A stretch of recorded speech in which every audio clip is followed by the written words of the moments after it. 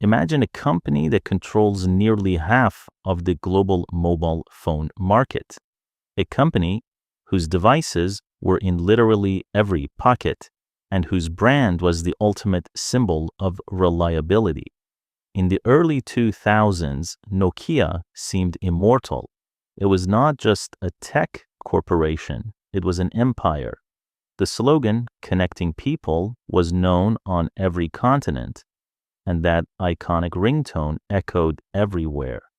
But in just a few short years, this giant machine collapsed, losing practically everything.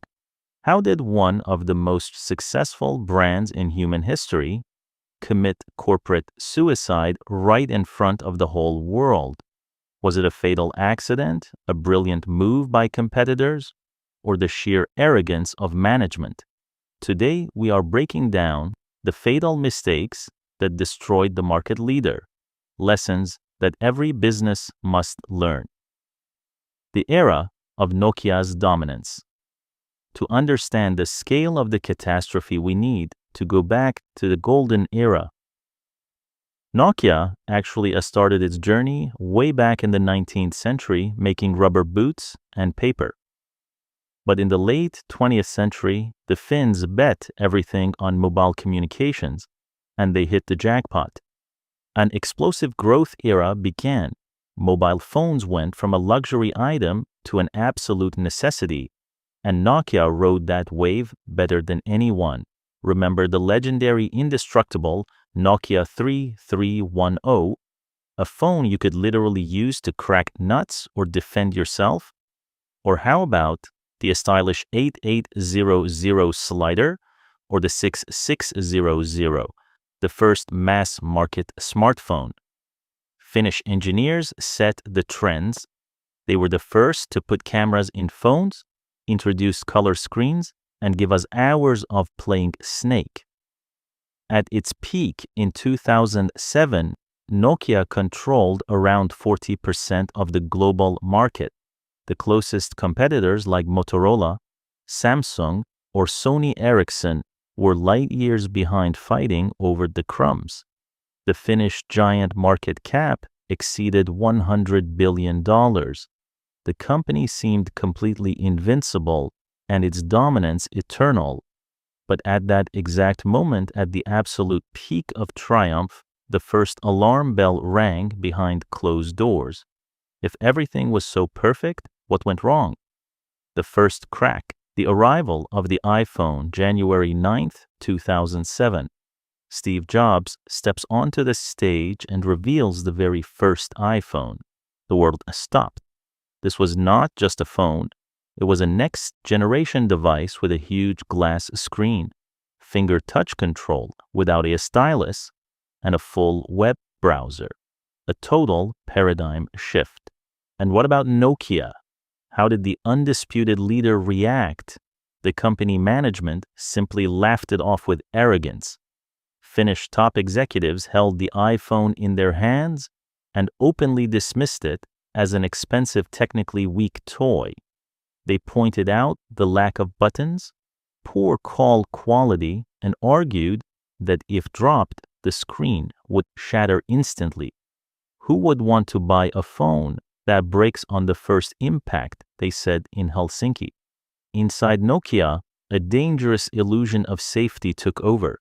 They measured a brand new product by old rules like build quality, battery life, and antenna strength. But they missed the core truth.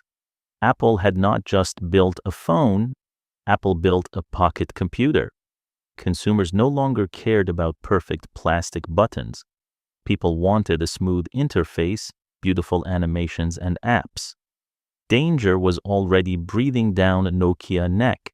The market was shifting fast, but the Finnish giant kept living in the past, wasting precious time. The core problem, the outdated Symbian OS. While Apple was developing iOS, Nokia was trying to squeeze the absolute maximum out of its own operating system, Symbian.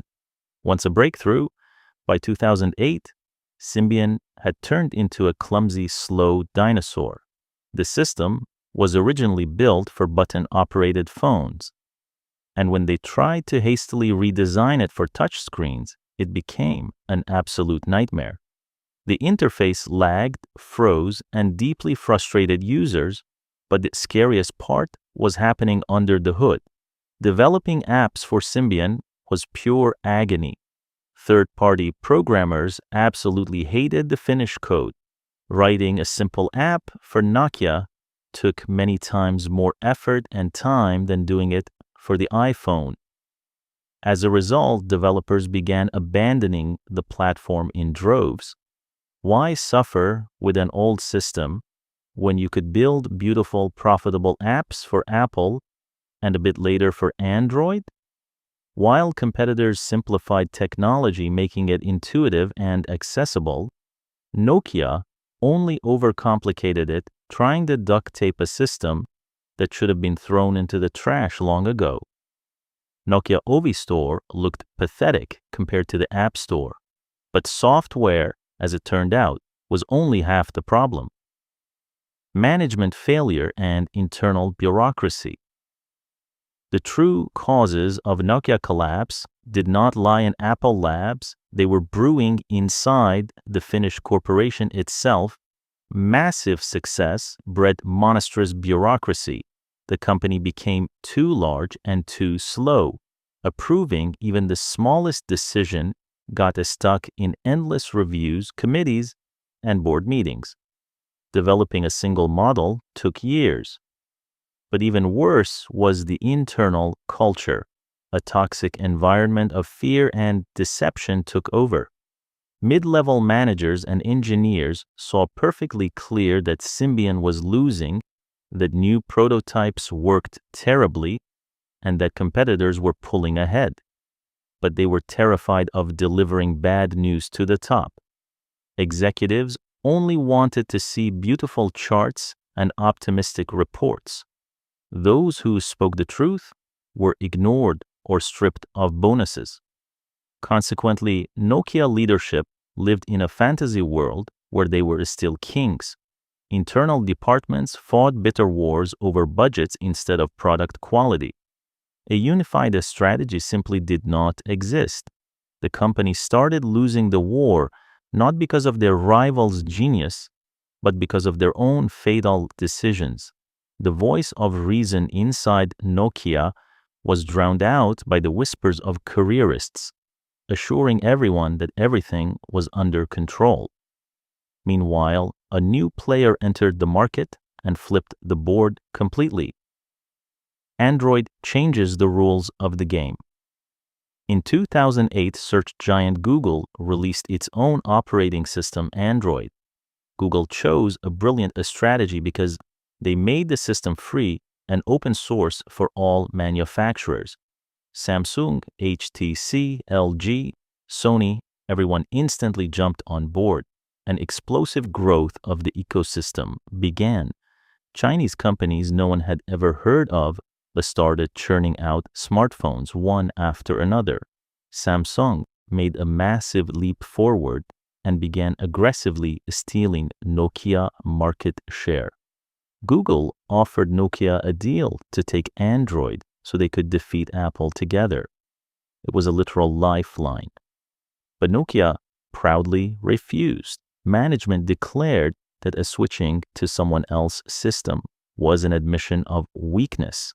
They genuinely believed their brand was so powerful they could push any platform of their own. This decision became one of the most heavily debated and tragic mistakes in business history.